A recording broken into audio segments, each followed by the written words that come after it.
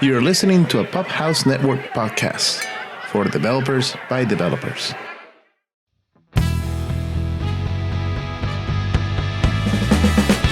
Welcome to Java OffHeap episode 70. Hey everyone. Welcome to our first episode of the year. My name is Freddy Guime. I'm one of the principal engineers here at Expedia, author, speaker, Java champion, and Seattle Java user group co-organizer. And I'm here with my usual suspects. Hi, everybody. Bob Paulin, independent software developer from Chicago, Apache Software Foundation member, Java champion, and CJUG board chair. Happy New Year, everyone. Hey, everyone. Josh Juno here, Java E and Jakarta E developer and DBA by day, author and open source contributor by night, CJUG board member, Apache NetBeans PMC, and Java champion. Everyone, Michael Manella, a member of the Spring Engineering team, author, speaker, Java champion, and curmudgeon at large. All right. And before we dive into our episode, I wanted to thank our sponsors. Today's show is sponsored by Datadog, a monitoring and analytics platform that integrates with over 450 technologies, including AWS services, Docker, and Kubernetes.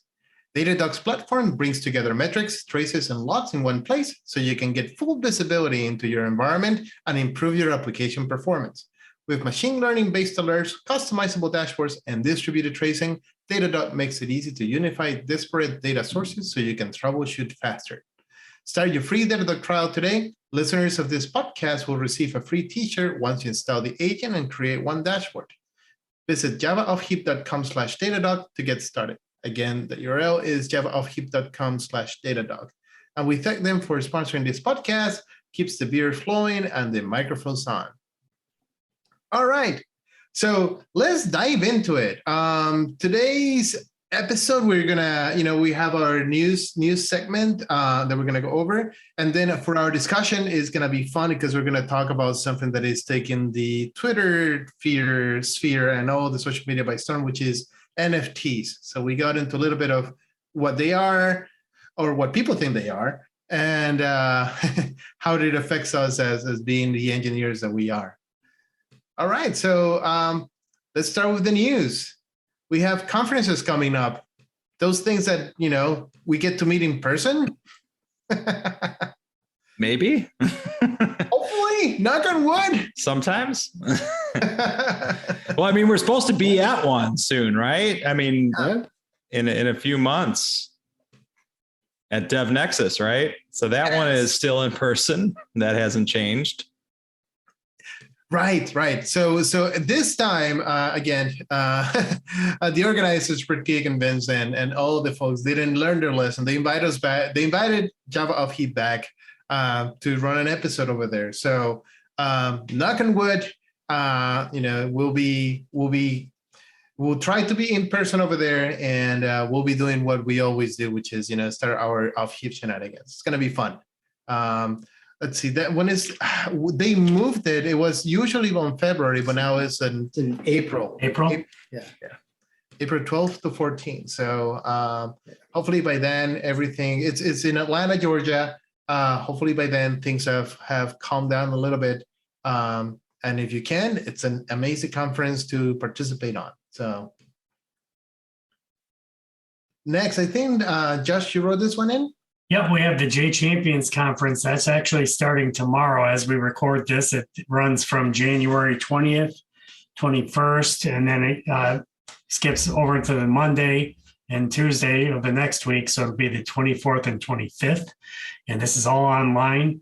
And there are going to be a number of sessions, all Java champions. And it should be a great time. So I think there's going to be 6 sessions each day, and they all run, back to back. There's no overlapping, so you can watch it all, or you can watch it recorded, or however works best for you. So as you listen to this, it's probably been already had, and so you should be able to see the recordings up on YouTube. Check it out. Definitely, and yeah, this is almost like the who's who in the Java ecosystem. So top tier speakers have made it to the conference, and it's essentially free, right? Yep. So yeah, OmniProfs organized it, and it's he put like tremendous work with everybody to just make it happen. So great content, free conference. What else can we want? Indeed. All right. Then, and I think that's all for conferences that we have right now. And the next news, I think, Michael, you brought this one in, right? Yeah, this one was mine. So kind of on the heels of the whole Log4j and trusting open source and all that kind of thing, is this the developer behind two JavaScript libraries, one called Color and one called Faker, decided to sabotage his own projects. Like literally, he put code in each one of these that would cause an infinite loop and released them. And then, basically his argument was, and I quote from the article, we'll reference it in the notes, respectfully, I am no longer going to support Fortune 500s and other smaller size companies with my free work. There isn't much else to say. Basically, the guy wasn't happy that big companies used his software and didn't compensate him for it. So he decided to sabotage it, which is about as anti-open source, anti-everything that.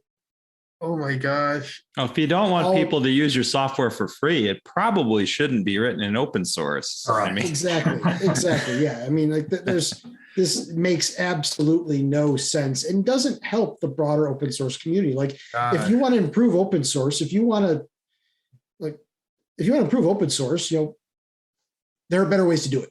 And if you want to get paid for the work you're doing, there are better ways to do it. Basically, blackmailing your users by saying, you're not going to be able to use my stuff until you pay me. I mean, it's almost, you could argue that he created ransomware to some degree, and that he's holding their applications hostage. Right. Obviously, it's a really easy workaround. But yeah, this was just really disappointing to see. And it is crazy that it happened in the blink of an eye, right? Like it was essentially a committer who owned this project decided I had enough, committed something, uploaded it to essentially NPS distribution, site. And because the way that dependencies are, it's, you increase the patch version, the minor version, it just brings it on when you rebuild your project and suddenly it's broken. Well, yeah, and especially how Node, I mean, and you can do this in Maven or Gradle too, where if you don't use an exact version number, there's a lot of build, package.json files in the NPM community where it's going to just pull the latest, or it's going to pull the latest on that major release. Like a lot of people have their packages. And I mean, kind of also makes the point, exact versions. If you want, a more repeatable build process, this is really going to catch a lot of folks that don't have those explicit packages, because he didn't blow away any current release, right? He uploaded This was a new release. A new release. So anybody pulling the latest is going to get burned by this. I know it's such an interesting dichotomy, right? Like, because technically, if I'm doing semantic versioning, or I know a library is doing semantic versioning, I'm actually fine locking the major and then saying minor and patch, go get me the latest. Okay. Yeah, well, you're gutsy. You're a gambler. I'm scary. I like exact versions, especially if it's an external piece of software. I have used that feature in this single case that is an internal released piece of software where a team has told me like, hey, we're going to be updating this like every day because it's like a Swagger models file or almost something. like a snapshot then. Yeah. Where they're doing constant releases and it's like, look, you're going to end up wanting to pull the latest every time anyways, but almost never. But it does get away from the main point. I mean, I think the main point is there is, and this is not an isolated incident. You do see some disgruntledness around open source, and a lot of people do go into open source with the belief that they are creating a business around it, or they're creating a marketplace of some type where, at some point, all of this work that they put in is going to be a payday. And that's fine. And that's fine. But it's not like, so like,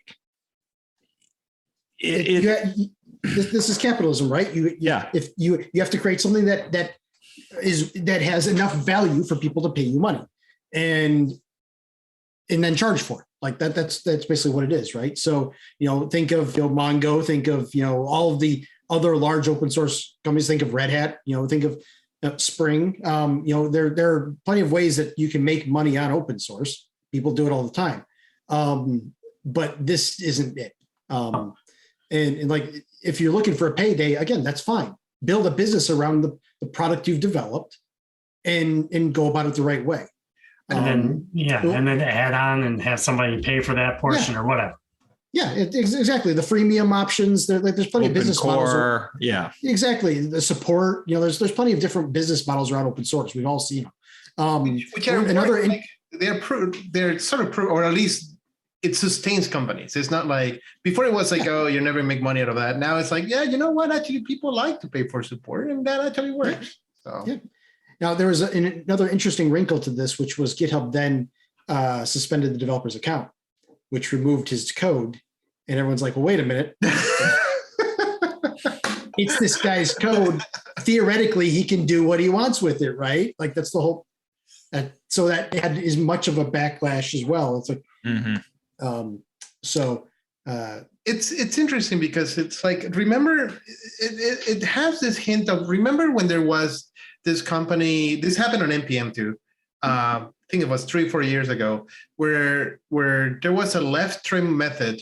Yep. It was an utility method that suddenly a company like this author created like a bunch of tons of library, and there were like one company said like you're in infringement of a different project to your code is an infringement to a different project that we're working on.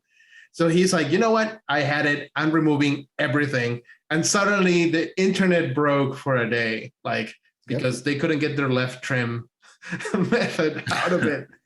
So it is interesting because I think one of the parts that I found enticing is that most people that get into open source, they do it for the goodwill of creating something and they have fun doing it. Like it's actually understanding how easy it is to sabotage something like this, that it has to be. Bob and I are both kind of shrugging. Well, yeah, and I think done a talk on this very. I'm looking at it a little differently. So I think the reason that this was possible actually has more to do with this wasn't a community effort. This is one developer, and because they're king of the castle, queen of the castle, they can basically release, vaporware or ransomware. Like in an Apache project to cast a release, you need at least 3 people to vote for that release. So you either need to coordinate among your PMC members to release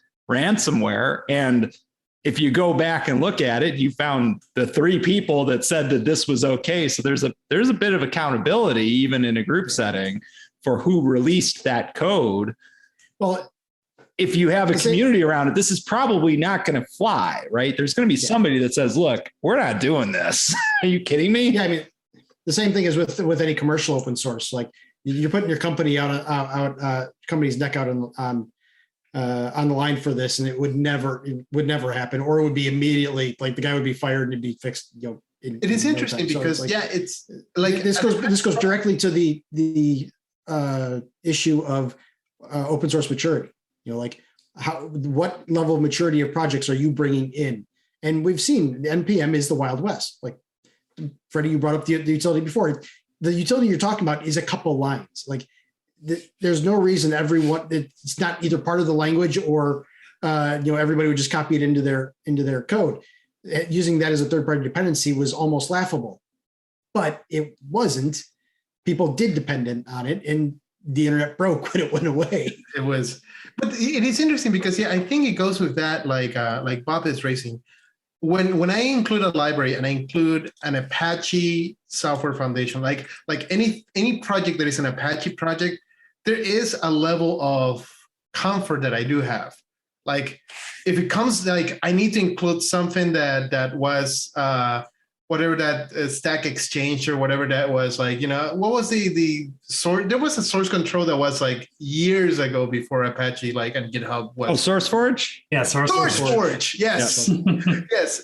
If there's something coming from SourceForge, I'm like, no, I need to avoid this just because I don't know what's going so I think there is something about that maturity and govern which I guess there's no NPM. Is there like a big organizations on the NPM side of thing, on the JavaScript side of thing, like Apache? Is that a join at actually, I'm not sure what the commercial entity behind NPM is. I don't know because you've got Sonatype on the Maven side for Maven Central specifically, but there are other repositories in that space. But yeah, I would argue it's beyond just the repository. Obviously, the left trim was a repository issue. You don't see people removing things from Maven Central that are core components. They don't let you, which is one of the reasons Maven Central has been as successful as it has, and the reason you haven't seen that problem in Java is Maven Central is viewed as immutable. Once you add something, you cannot delete it. Oh, I still have to deal with some like mismatched versions that were published once. And sure, cut a new release though. Yeah, I mean, exactly. That's how you fix it. Is you cut a new release, and it's, you know, it is what it is, right? So that's a governance of the technical problem, you know, binary. But I think what I'm speaking more to is the people governance of the open source projects. The fact that there is guidance, you know, so.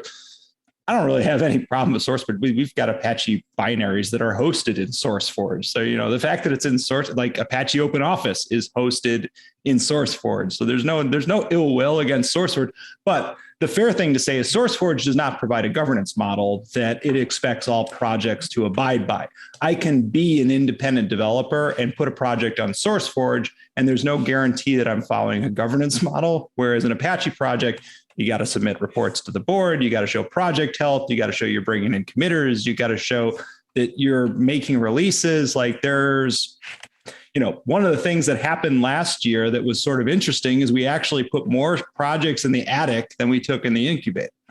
And that was an intentional thing of just looking through and evaluating project health across projects in the foundation. You know, so the fact that the project is not in the attic does communicate some sense of community health, whereas you may not get that through, you know, other organizations. And as a question, like I cannot just one day say, "Hey, I want my project to be an Apache." Like. No, you have to go through a process, an incubator process where there's mentorship. You know, you're expected to show that your community has a diverse contributor base with respect to which companies are contributing. So it's like, hey, if one company decides, you know, you get the Netflix, what was it? It was Hystrix, where it's like, yeah, we're not doing this anymore.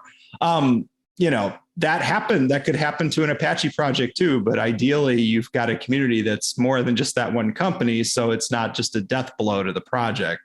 If one place now that said, are there Apache projects where one company seems to dominate the committer base? Yes, absolutely. But they try not to, you know, that is a criteria to exit the incubator that they look at. It goes back to maturity, right? I mean, it's you know, there are different levels, and you'd start off with a single person project or a couple people project, you know, slapping some code in GitHub and people find it useful, right? But then you get in order to get it more people involved, sometimes you have to go the route of an Apache or a company or something, or foundation, you know, some, you know, neutral governance place that, you know, everybody has an even footing. But that implies that there's maturity there, that there is formal governance, that there is, you know, more than one person pulling the trigger on releases. There's, you know, and you can trust that stuff more. Yeah. So the lesson is, if you have some dependency that is not coming from some community or, you know, some immature, you know, developer dependency, it's probably best to fork it and then use your own. And so you don't have to rely upon these releases that you're not quite sure what's going to happen, right? Or find alternatives, right? Alternatives that are find an alternative, of course.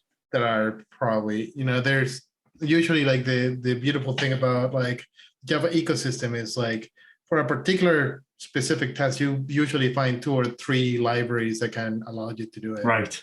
So. Yep. So the one other thing on this though is that with respect to GitHub shutting down the accounts, this could open up a whole wider discussion, which we probably don't have time for today. But these companies, they really do have a stake in all of our lives. So other companies do have similar controls, not just GitHub, but Twitter can shut your account off, or YouTube, or any of these other companies out there. And so this is just one more level of things that we have to think about, especially now as developers and bloggers and whatnot, what we're putting out there, what we're doing. It's, there's companies that essentially own the things that we put online. So they own a significant part of the market share, right? So I mean, the good thing I would say about source control is there are other options out there. You've got Bitbuckets, you've got GitLabs, you've got a couple other places. Now, do they have the exposure of putting something on a GitHub? No. I mean, it's just like social media accounts. You can ban somebody on Twitter, you can ban somebody on Facebook, and maybe they'll pop up on somewhere else, but you pop up somewhere else, do you still have the same audience? Right. It's not. So it's not the same.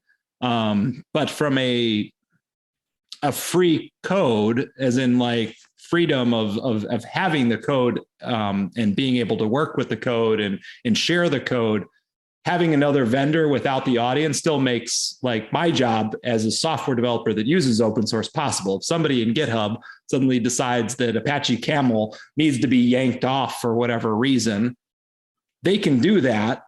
I still have a copy of the source code on my laptop. I can put that on Bitbucket. It's still licensed in a way that it can be shared. It's hard to kill in that way. Sure. You do see though, with all of these stuff, now we're really getting off of this topic, but you do see this with regards to with conversations around secure release pipelines. Companies getting their own copies of everything. They want a copy of the world. They want, for business continuity reasons, whether that's legit or not, they want, a cache of Maven Central, for example. They want a cache of all the source code. Some companies even want to try building all their open source internally, which for the record, if anybody's listening and wants to start a business, create a business that can certify this source code equals this binary and is willing to actually legally attest to it, and offer that as a service to companies. Just they'll back up the money truck to you, guaranteed. These are like the 120 hours Michael wished he had back of his life when he was hunting down dependencies. That was, I think, 2 years ago or something like that. But anyway, to your point, though, I mean, so it does come down to supply chain. I mean, that was the impact of this whole thing is that I have said code base on my supply chain. That gets imported into my project. And if, I wasn't careful about my versions or I wasn't paying attention, I got burned by this. It's in that sense, it's similar to Log4j. We had a library. Library is on our supply chain. That library has a vulnerability. We have a problem. So, I mean, this is even though this one was intentional, the impact is kind of the same of somebody that's trying to be, offensive with their code versus somebody where it's just like, hey, somebody discovered this. We didn't try to screw up everybody's, provide a 10 on the vulnerability list scale. But it happened. And Log4j shows what a true open source community should be doing. They went in and they were at it for days and repaired this thing. And they repaired it, very well. They're actually A looking couple at of- 1.x, even though it's deprecated, but they're trying to like at least list the possible vulnerabilities that they has. Yep. Yeah. Yeah. No, there has been a I would challenge revisit. any closed source company to get the turnaround that Yeah. Log4j ended up getting. Yeah. From actual disclosure to we're done. Like that. It was unheard of. Just, so quick. It was great. All right, moving on. Next in the news, this is Michael. So by the time this is released, Spring Boot 3 M1 and Spring Framework 6 M2 will both be out. So you can finally start to grab the new major versions of the Spring bits.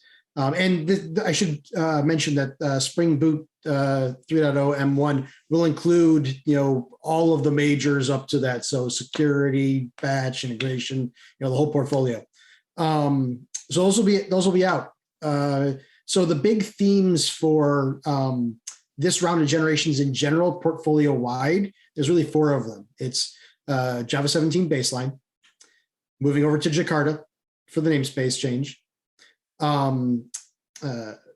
native capabilities. So native as a native feature within the Spring framework, as well as observability. So making observability a first-class citizen across the portfolio. Those are the 4 main work streams that we have going on. And so this first one, the M1, is really around Java 17 and Jakarta. And so the team has spent a ton of time. Java 17, we already basically supported. We've been running builds and that wasn't that big of a deal. And you'll see if you dig into the code, you'll see even that it builds. All the builds are green, like it works, and that's the minimum. But you'll start seeing more of the niceties get into the code over the future milestones. The Jakarta one has been a Herculean effort by the team because it's not only Spring, it's the entire Java ecosystem. I mean, Spring Boot manages about 1,000 third-party dependencies, and making them all make sure that they've made that Jakarta switch has not been easy. But they've done it. The majority of the stuff has moved over. I think that we may have had to drop a couple things in the short term for this milestone to get it out that aren't compatible. And as those projects catch up, we'll add them back. But my understanding is that all the big ones have been. We've worked with their communities, and they're up to date and will be included. So the hibernates, the time leaps, all those should be available with the Jakarta namespace. So that's M1. Like I said, it should be out by the time you're listening to this. As an FYI, M2, the big plans for that is, if you're following along in the issues, you can see this. The big theme for that is that's going to be the native milestone. So be looking for the Graal native compilation, the AOT work and whatnot. All that should be a first-class citizen in M2 coming up in March. Now, as far as what you look for from like feedback for the milestones, I mean, milestones, to remind me, are those like, hey, put it in production releases, or are those, hey, we're getting ready to test this out? Like, so as a customer, I'm asking it just to kind of provide the, so me as a Spring user, how should I be using the milestones? Why don't we actually just dig into that just for a second? That's a great question. So for us, we want you to take the miles. So if you're planning on upgrading to Boot 3 or Framework 6, when it goes GA, which I would encourage everybody to do, I would take these milestones now. Get a CI build going against them. See what breaks. Obviously the Jakarta stuff you're probably gonna have to change code on. Java 17, if you aren't prepped for that, you might have to tweak some stuff there. Beyond that, though, we wouldn't expect this to be that impactful. But like I said, build in your CI system, run your tests against it, see what breaks, and provide feedback. Log issues. That's really what these milestones are for. Is for people to kick the tires on it. Give us feedback. Are we close? Are we getting it right? Or are we not? Are we missing something? What to your point, Bob, about is this production ready or that kind of thing? We're would recommend holding off until ideally GA, but at least till RC. RC is when we're comfortable with the APIs and whatnot, and those aren't going to change. The other reason I would not recommend putting this into production is because milestones, we do consider those, from 1 to 2 and whatnot, fair game to change APIs in a breaking way. So as we get things right. Yep. No, but a great way to get involved. And a lot of folks out there have spring projects, way to contribute to the release process and the feedback process and kind of get ahead of the game. You'll be able to answer the question is, hey, if we want to upgrade, what's that going to look like? Oh, well, we did it already, so we know where the pain's going to be. Yeah. Or you can provide feedback that maybe we have something that maybe we can smooth something over. Yep. I think that's definitely a possibility. So again, the feedback is really appreciated. Cool. All right. All right, let me undo my PR then. So it doesn't go to prod. Next one, Josh. Yeah, I just wanted to mention quickly that Apache Tommy, if you are a Tommy user, you can now start using the milestone for Apache Tommy 9.0.0 milestone 7. This will bring you Jakarta EE 9.1 web profile compliancy. And it's so then it's going to be running against Jakarta namespace, runs on Java 8 or higher. Just so you know, right now the production release, which is Tommy 809, uses the Java X namespace still. So this is a big change. And you should go out there and again, just like was just mentioned with Spring, if you're using Tommy, you probably pull this down and use it and see how everything works. Yeah, same feedback process. It's an Apache project. Get on the mailing list. Talk to the PMC members. Things that are working, things that aren't. And it's open source. It's a great opportunity to get involved. Yep. All right. With the news out of the way, let's go to our big discussion topic, which is the fungibility of non-fungible tokens. Non-fungible. They are non-fungible. So also known as NFTs. Let me do this. I'm gonna get into pop house mode for like 5 minutes and then just go over what they are. Then let's open it for discussion and see where we go and how does it affect us as both participants and consumers or enablers of this new concepts and technology, right? So to go over NFTs first, we need to go into what is cryptocurrency and blockchains. And we're not going to go too deep into that, but one of the ideas that happened with Satoshi back in the day is like, let's create something that is digital that resembles gold. And gold, if you think about it, it doesn't really have any inherent value. You cannot eat it. It's a very poor material to build things on, but it's very scarce. And that sort of gives it that value because it's like, oh, I have a piece of gold.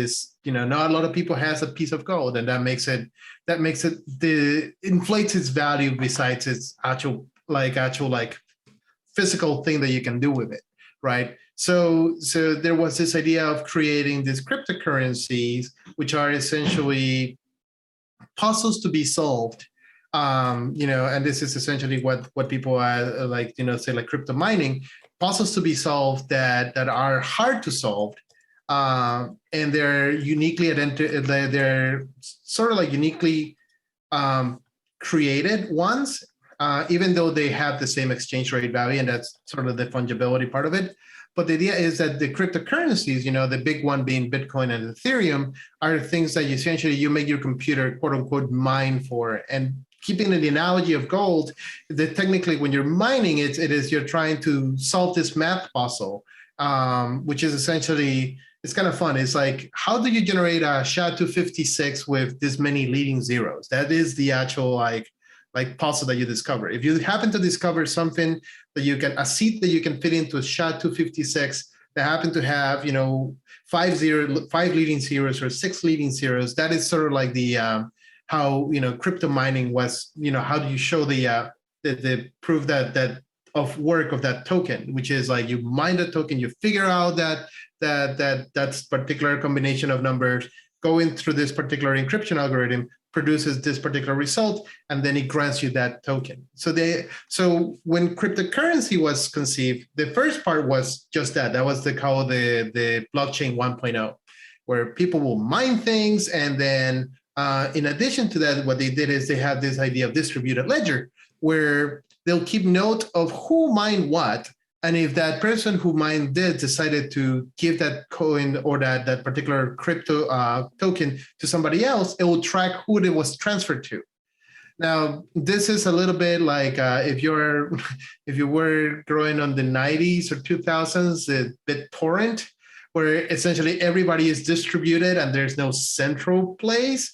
Essentially, the blockchain have that same concept where they were like, essentially it's a distributed ledger where we keep transactions of, I give this coin to Michael gave this coin to Josh gave this coin to Bob, and Bob gave it back to Freddie. And then all of that is, in theory, on that ledger, and we can sort of recreate the transactions as they were going through. So that was fine and dandy, and that was already complicated enough for the world. But because we engineers like to create new things, the next part that came in is like, with Ethereum, especially what they call like the blockchain 2.0, is that they say we're going to create smart contracts, which is going to enable to do a bunch of other new things, included what is called a non-fungible token. Now, non-fungible tokens, what they're trying to do, their name, and this is the analogy that Bob was bringing in, that is sort of like brought up a lot, is like, if I have $1 bill, it means $1. And it's the same as any $1 bill. Like, if I change this $1 bill for somebody else's $1 bill, I'll still have $1 on my wallet. And that is true the same with Bitcoins. If I have one Bitcoin and I happen to get another Bitcoin, traded for another Bitcoin, it's still one Bitcoin of value that I have. But non-fungible tokens try to represent that something that is not $1. Non-fungible tokens try to say that this token is very specific to some kind of thing that it describes. So my non-fungible token cannot be traded for another non-fungible token. They're not the same thing. Maybe I say that there's more value in the different one and I want to give mine away for that. But technically, when I trade one token, there's nothing in the blockchain that will represent that same thing, in existence. So that is the non-fungible part. The idea that happened is that they want to use these non-fungible tokens to enclose what they call, and this is where it gets hairy, where it's essentially representing something. That token represents something. Usually you can encode, as part of the token, you can encode a URL or a little bit of text. Not a lot, because the blockchain will keep that record forever, and recording big things, it's cost prohibitive on the blockchain. So most of the time what people encode is a URL. So when you get a non-fungible token, you're usually getting a token that represents the URL to something. That's 99.9% of tokens are like that. The NFTs are like that. But the interesting part, and I think this is where the discussion goes, is like there is no claims, aside from saying that this NFT belongs to this particular wallet, there's no claims at all about what do you really own. And that is sort of like... Well, and just even dig into that, claims being like ownership of copyright, ownership of trademark. What are typical things that we assign to art or works of literature? So the distinction is, this doesn't imply any of those things, right? Is what you're saying. Right. So and that is sort of like the discussion, because there is a lot of things flying on the internet and on the social media that, I bought this picture as an NFT and I own the copyright, and then suddenly you're using my copyright. Take that picture down, or take this art down because it's mine. But once you start looking at the fine print, you realize that what you bought is a token, and that's it. Like a token that points to a URL that goes somewhere. And for some people, that's enough. Like some people says, I have enough money to spend on this token. this token is rare because it's a token that points to something. And again, it's a way of saying like, I can pay for that. But in terms of like doing the copyright, for most NFTs, there is no speculations of that. And actually, there's like in the NFT world, there's two camps. One of them, which is like, any corporate, social, any corporate driven type of rules and regulations is bad for you. Everything should be sort of like open source, and that means that there shouldn't exist a copyright. So we shouldn't assign copyrights to tokens at all. Right. And there's the other camp, which is saying, look, I'm paying $3 million or $5 million for this. I want to have something besides a URL to point to. So there's, the problem is that there's people that are very clear about where camp they side. The thing is that for most people, they think that when they buy an NFT, they are buying that picture. Well, in some cases, though, you can add extra rights to an NFT. So for example, so one of the photographers that follow, he got me into the style of photography I take, Trey Ratcliffe. He's owns a website, stuckincustoms.com. His photography is worth some serious money. Like he's sponsored by the Ritz-Carlton. Like he's been, buying a big picture of his is tens of thousands of dollars, if not more. He's obviously minting NFTs for his works. But if you buy one, it gives you the license to also print, it gives you a print license to print one copy yourself legally. So you can add additional things to that NFT. And that's what I think that's the interesting part of this is, to your point, a lot of this is just, you bought a reference. A receipt. Exactly. You want a reference that it has no other value. Whereas like, at least with Trey's, like I can legally print off a copy of the picture like that. That's which normally I wouldn't legally be able to do.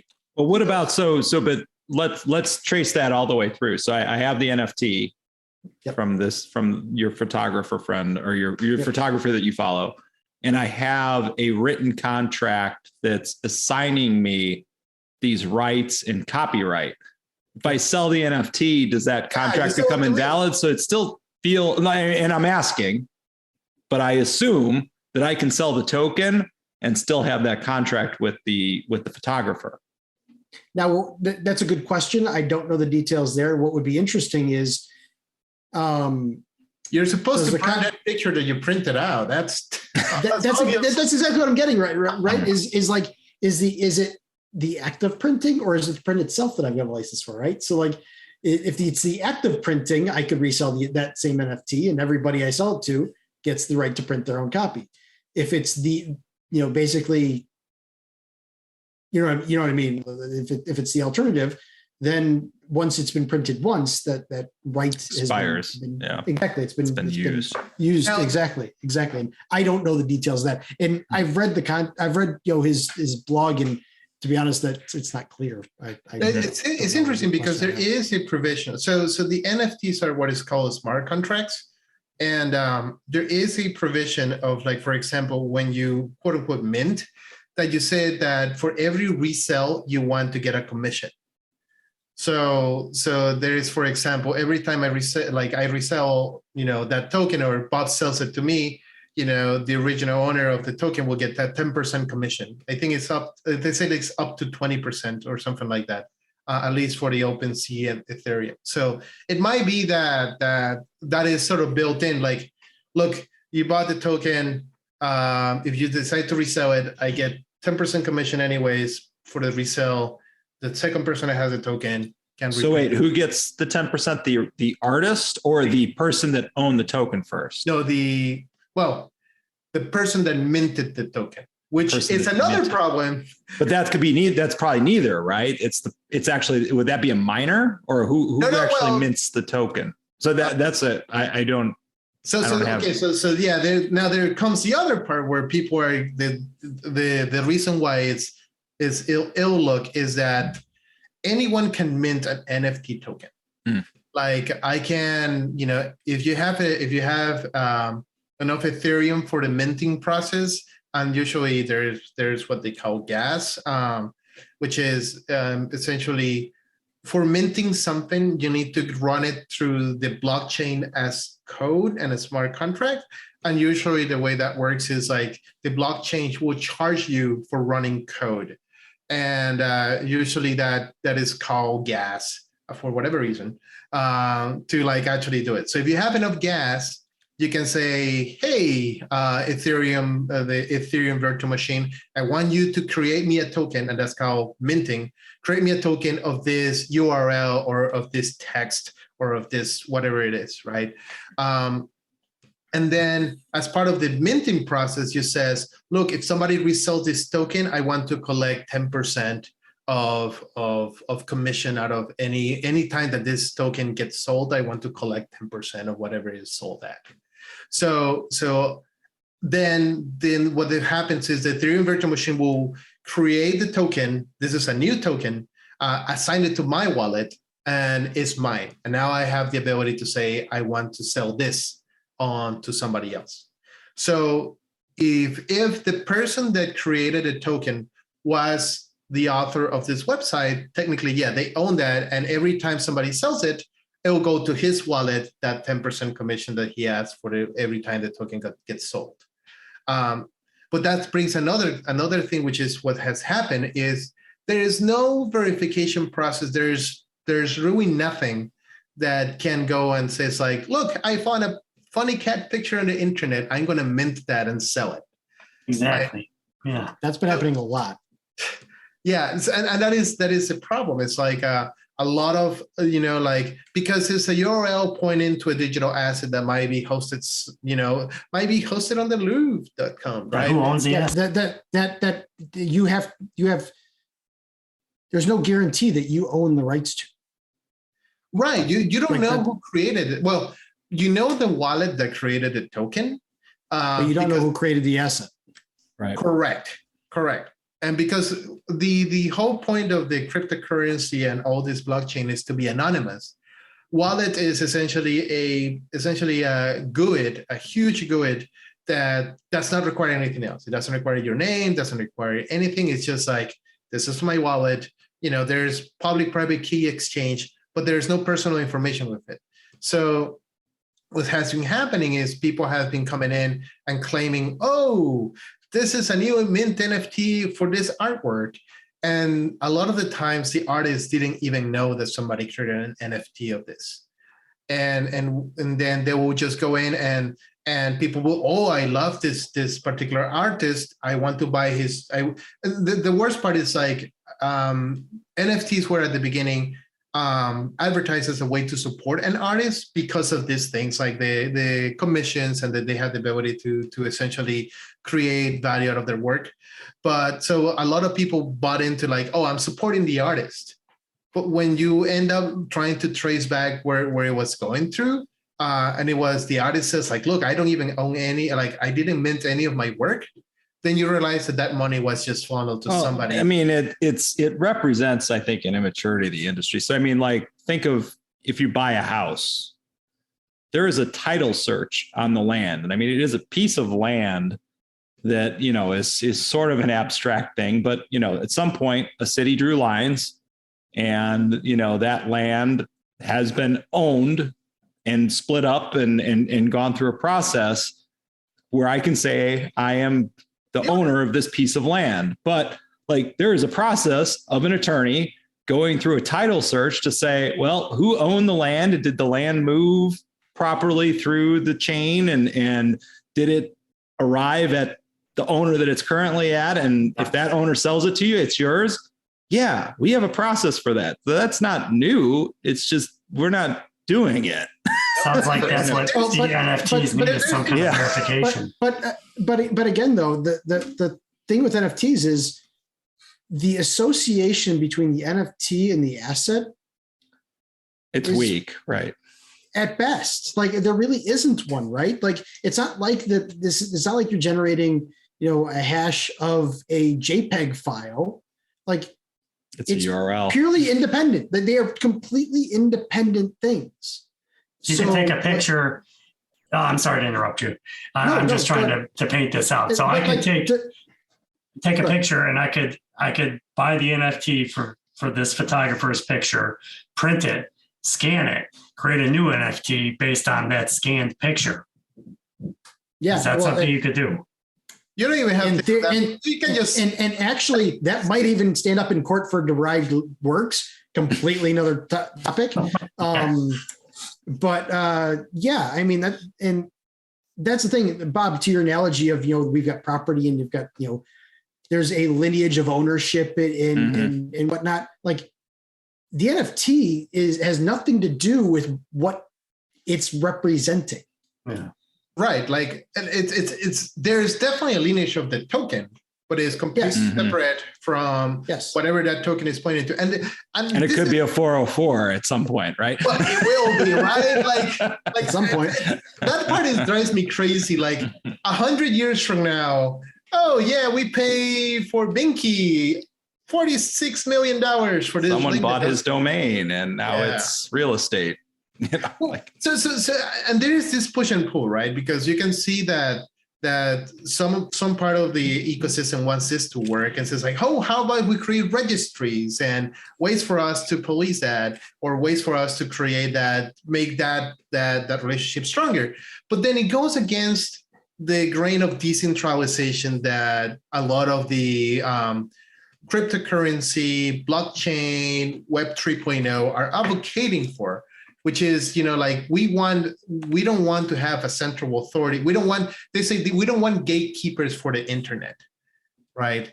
And which is kind of tough because they are, just because of the way things are. A URL needs to have a domain entry, which means that there has to be DNS records for it and a hosting service that hosts that, right? Like it's not something that, even when you want to sell an NFT or you want to buy an NFT, you have to do it on exchanges. So you get these players that are constant, like it's interesting to see the dichotomy that they love it and they hate it.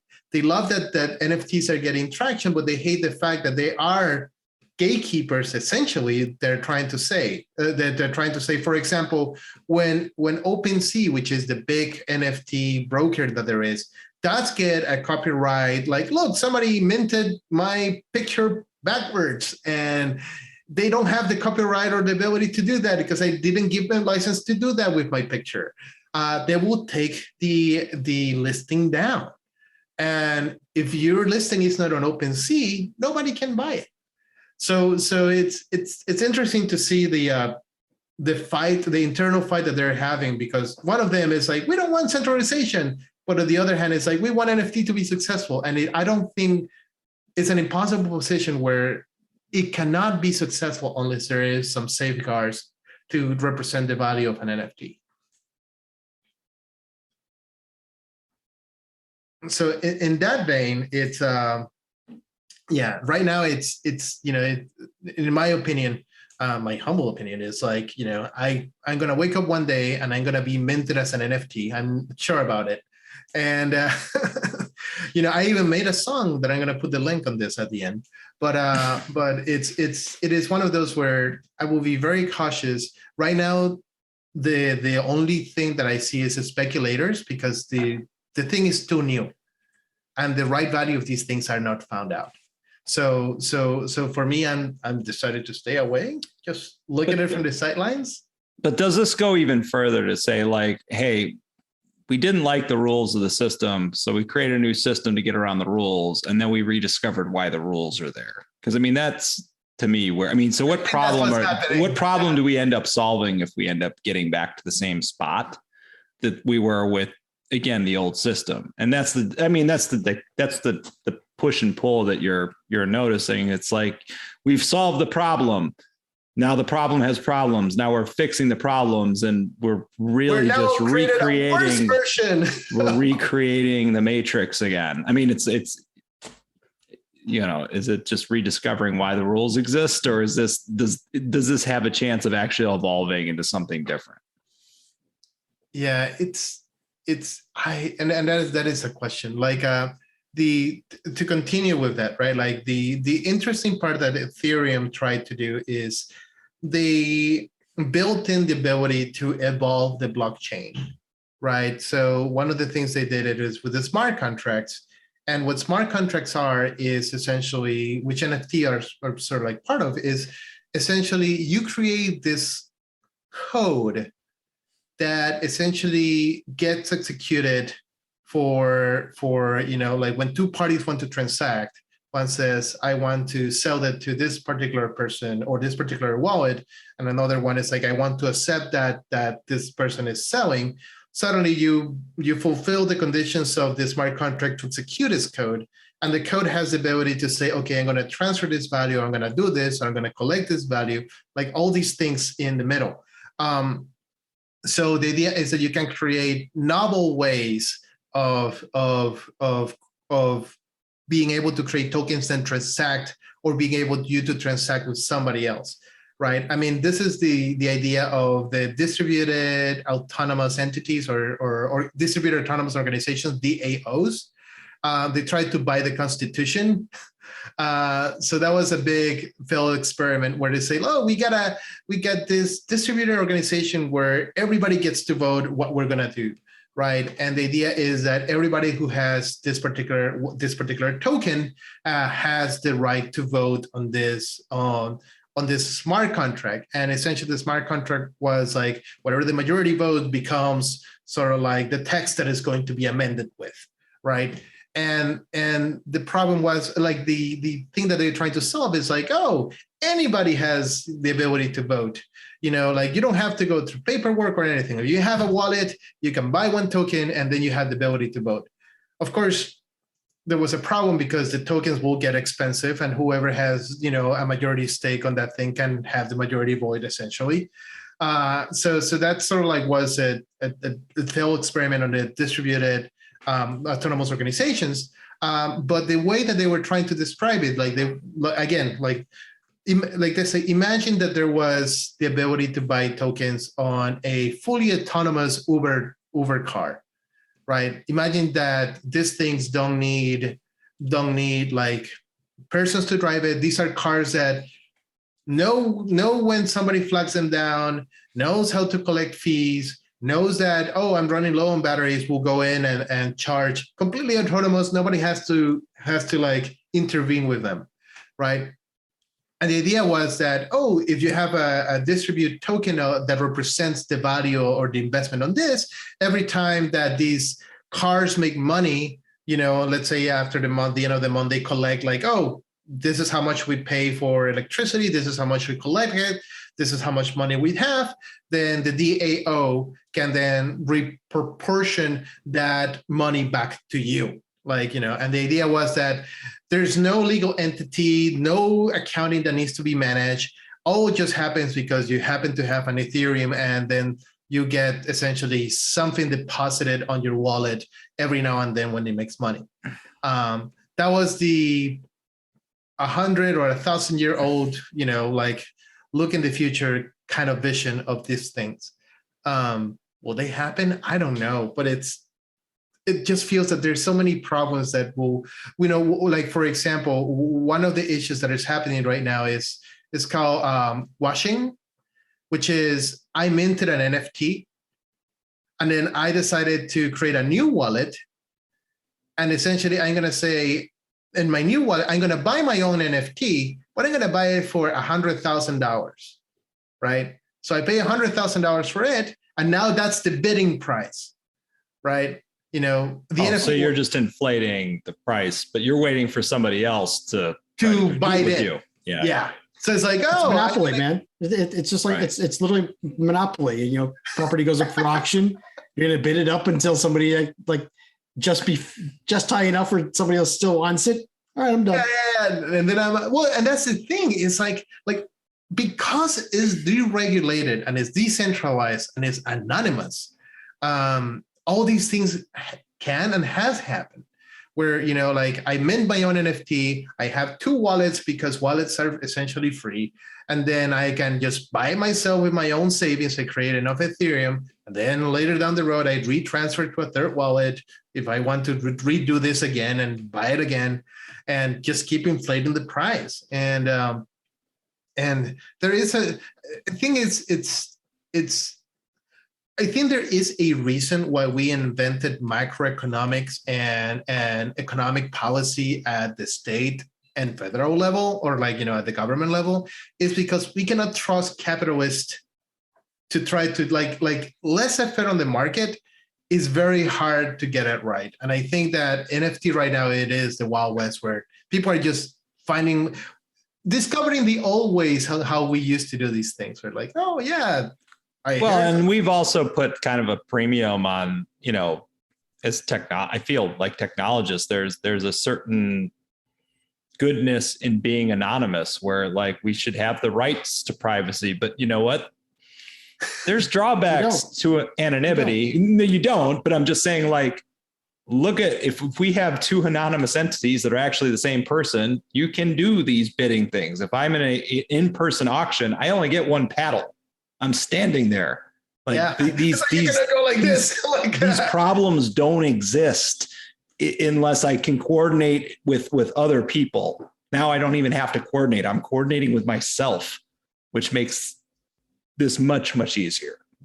Right.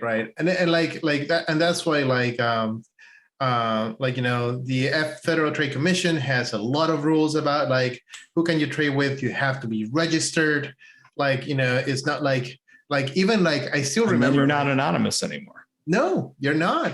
Like, even when you try to be, like, I remember when we were doing the, you know, the Chicago Java Users Group, the 501c3 had like a lot of like, do you have land? Are you selling land to your cousin? Are you selling land to your nephew? Like it was 500 questions of that. And like, it was how like, makes you wonder like how many people have like they really thought out of all the possible ways you can like try to scare this, right? And that's why the government have to go in and say like, no, you can't, like, I'm going to ask you, and it's, if you're making a felony if you lie on this thing, right?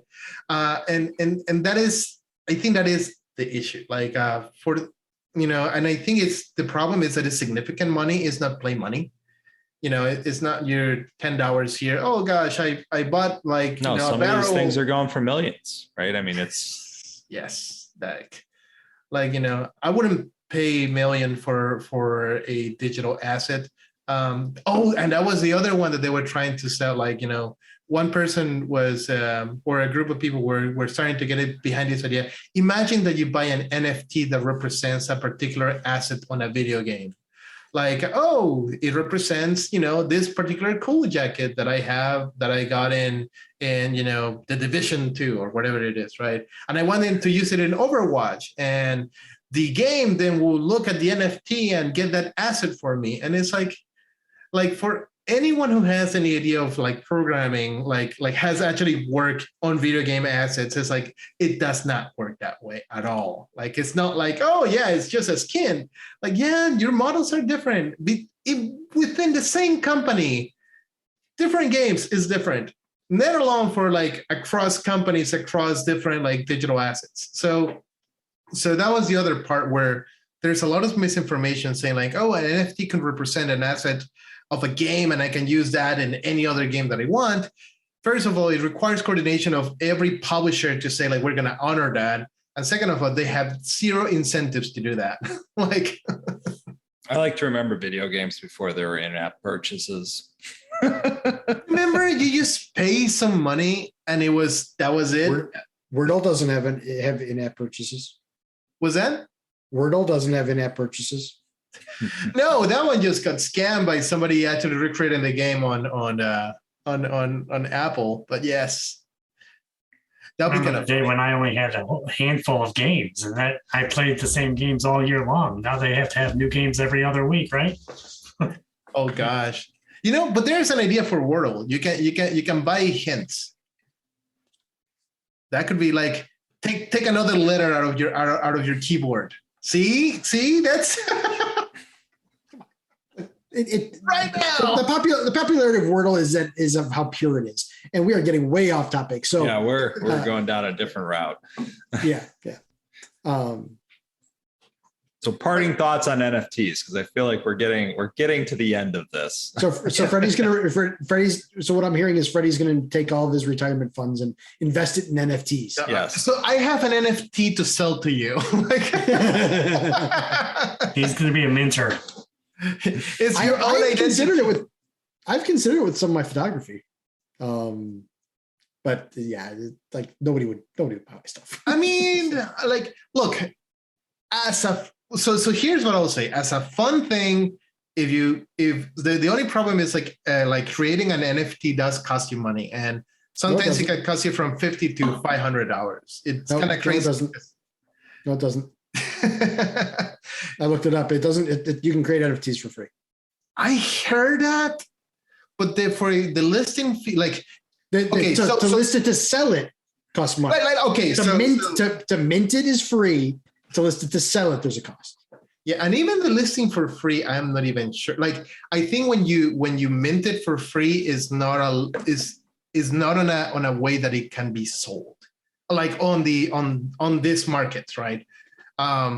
But yeah, like for people, like the way I hear it is like between 50 to 300 to get something that can be minted and listed, I guess, to be sold. Yeah, no one's going to pay that kind of money for my pictures, so it's it's a losing enterprise. But the thing is that right now I think that we are, what is it called? That like we are over appreciating all the NFTs. So all what is it like a tide raises all boats. The NFT digital asset would be worth like $2. Right now it's probably around 500,000. So get in and get out when it's there. Like that is the problem. There's a lot of people that are really banking on that.